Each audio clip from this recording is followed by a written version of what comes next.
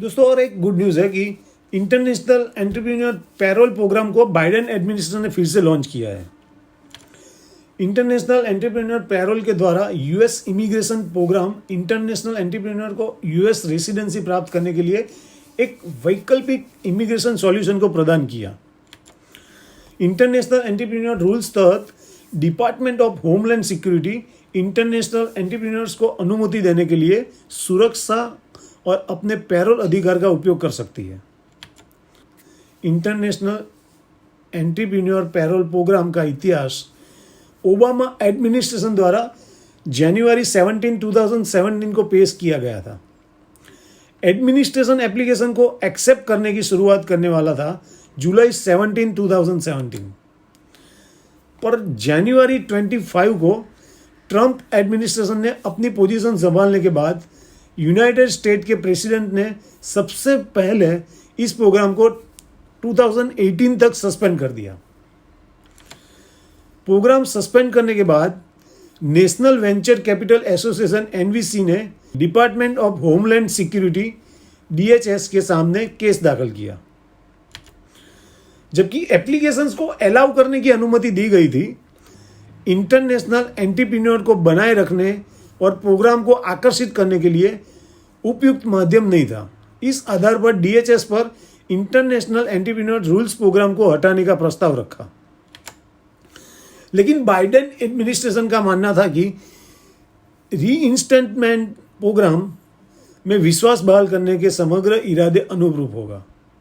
US में foreign entrepreneurship को promote करने का इरादा था। हाई ग्रोथ पोटेंशियल वाली इनोवेटिव स्टार्टअप एंटिटीज़ को डेवलप करना और सीधे यूएस इकोनॉमी में इन्वेस्ट करना। ये संस्थाएं प्रत्यक्ष और अप्रत्यक्ष रोजगार में और वृद्धि करेगी, निर्माण, और इस प्रकार यूएस लेबर मार्केट पर सकारात्मक प्रभाव पड़ेगा। इस प्रोग्राम के तहत इंटरनेशनल एंटरप्रेन्योर्स को टेम्पररी मंजूरी प्रदान की जा सकती है और हाँ, 5 साल में ये साबित कर दें उनके व्यापार से महत्वपूर्ण सार्वजनिक लाभ हुआ है और नवीनीकरण, निवास एवं विकास के साथ रोजगारी का सर्जन हुआ है। अब ये प्रोग्राम आपको सिटीजनशिप का मार्ग देता नहीं है, परंतु टेम्पररी रेसिडेंशियल स्टेटस प्रोवाइड करता है और उसके ऊपर काम करने का अधिकार प्रदान करता है।